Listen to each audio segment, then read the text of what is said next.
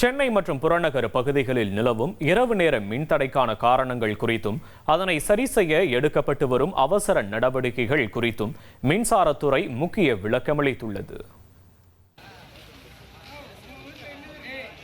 சென்னையை அடுத்துள்ள பொன்னேரி அருகே தொடர்ந்து இரண்டாவது நாளாக நிலவும் தொடர் மின்தடையால் ஆத்திரமடைந்த பொதுமக்கள் திடீரென சாலை மறியலில் ஈடுபட்டனர். தகவல் அறிந்த சம்பவ இடத்திற்கு வந்த அரசு அதிகாரிகள் மற்றும் போலீசாரிடம் பொதுமக்கள் வாக்குவாதம் செய்தனர்.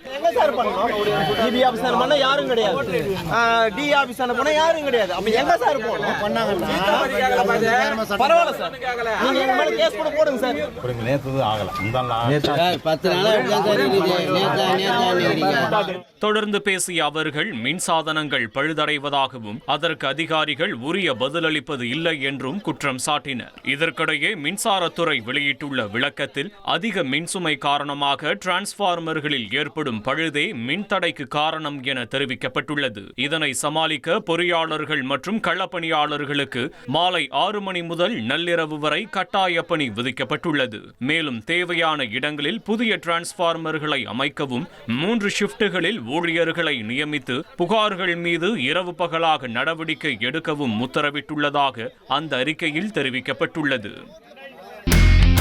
இனி செல்லும் இடமெல்லாம் செய்தி. தந்தை டிவியின் வாட்ஸ்அப் சேனலை ஃபாலோ பண்ணினா செல்லருக்கும் இடமெல்லாம் செய்தி. இதோ QR கோட் இப்பவே ஸ்கேன் பண்ணுங்க, ஃபாலோ பண்ணுங்க.